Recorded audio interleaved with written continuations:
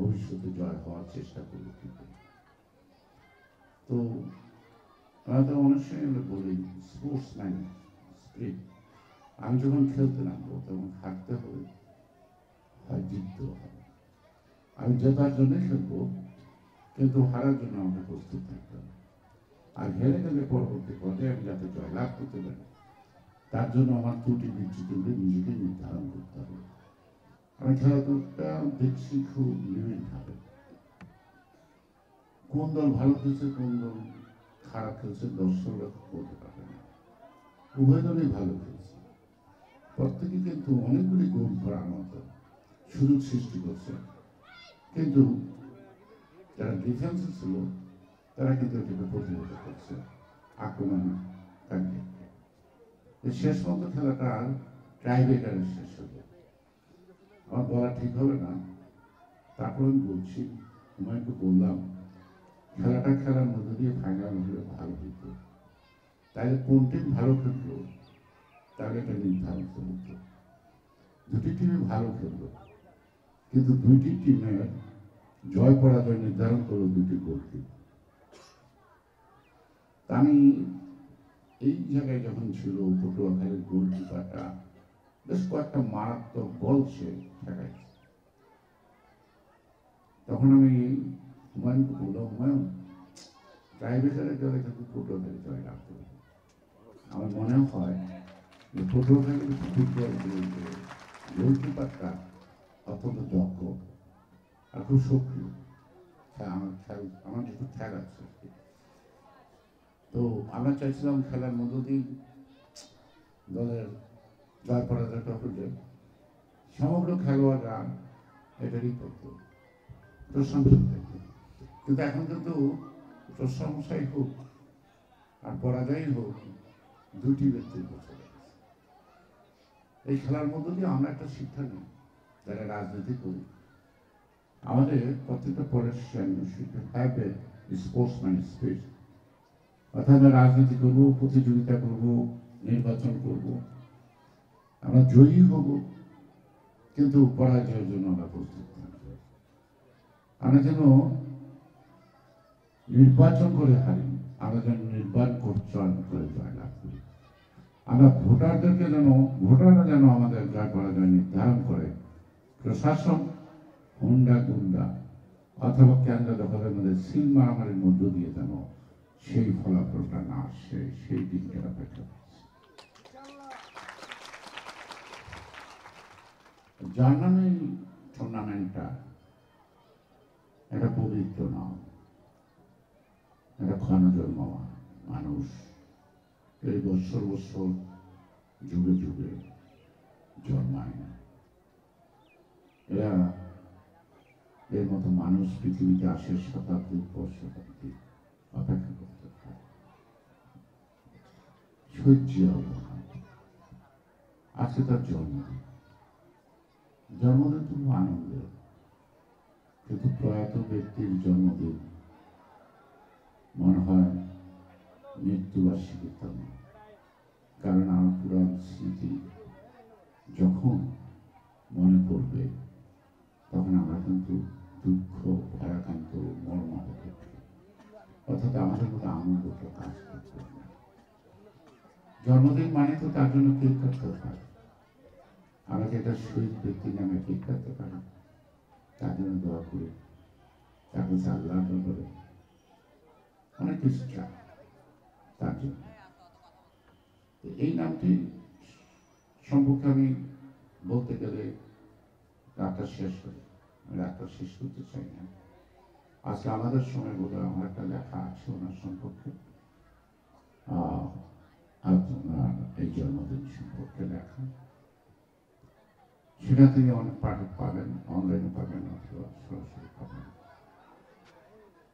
আমরা যেখানে দাঁড়াবো সেখানকে জিয়াকে খুঁজে পাবো। অনেকেই বলেন আজকের এই দিনে জিয়া তোমার মনে পড়ে। আসলে জিয়াকে সবসময় মনে পড়বে দেশপ্রেমিক জনগণের, কারণ দেশপ্রেমিক জনগণের হৃদয়ের মানুষ হল জিয়াউর রহমান, যার মৃত্যু হয় না, তিনি অমর হয়ে আছেন। আর আমরা উন্নয়ন বলি, আমরা শিক্ষা বলি, আমরা সংস্কৃতি বলি, আমরা আমাদের সার্বভৌমত্বের কথা বলি, আমরা আমাদের গণতন্ত্রের কথা বলি, আমরা নারীদের যে জাগরণ, নারী অধিকার, সে কথাই বলি। আমরা যদি শিল্প বিপ্লব বলি, আমরা যদি সবুজ বিপ্লব মানে কৃষি বিপ্লব বলি, আমরা যদি বহির্বিশ্বের সাথে সুসম্পর্কের কথা বলি, এবং যদি আমাদের মর্যাদার কথা বলি, সব কিছুতে কিন্তু আমরা খুঁজে খুঁজে জিয়াপি শান্ত, একজন দূরদর্শী নেতা, সবচেয়ে বড় সুন্দর নিঃস্বার্থ একটা জনগণ, লোভ লালসা যার মধ্যে কাজ করে না, তাদের মধ্যে স্বজন প্রীতি ছিল না, যেটা মানুষ মাত্রই থাকে। জিয়াউর রহমানের মধ্যে ছিল স্বজন প্রীতি। তাই জিয়ার জীবদ্দশায় তার আত্মীয় স্বজন, ভাই বোন কাউকে খুঁজে পাওয়া যায়নি না, এখনো খুব একটা পাওয়া যায় না। একমাত্র তার যোগ্য উত্তরসূরি খালেদা জিয়া তার আদর্শকে লালন ধারণ করে তার আদর্শের দলটাকে এখনো টিকে রেখেছিলেন। আরেকটি নাম পাওয়া যায় খালেদা জিয়ার চক্রান্তের মধ্যে দিয়ে, অবিচারের মধ্যে দিয়ে ছেলে আটক করে যে নির্যাতন সে অসময়, তার এই যোগ্য উত্তরসূরি তার প্রমাণ হাল ধরলেন, হাল ধরে ফলাফল আনলেন। আনেন কি? ফেসিবাদ মুক্ত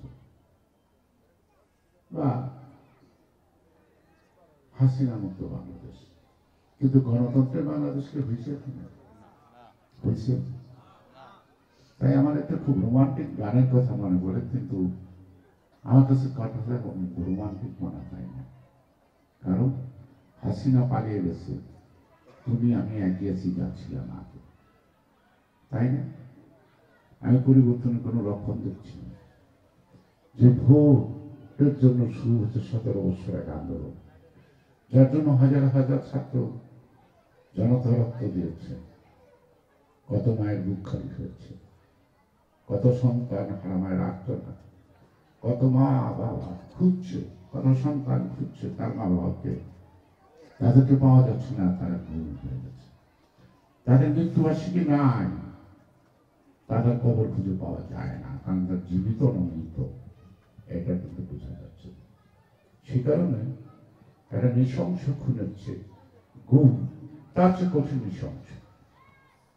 কারণ আজীবন বলা যাবে না নেতাজি সুভাষ বসু মারা গেছে না, বেঁচে আছে, আজও কত কথা লেখা হচ্ছে। তাই আজকে গুমের যেইটা তালিকাটা, এখানে যতটি লোক আছে তার চেয়ে বেশি,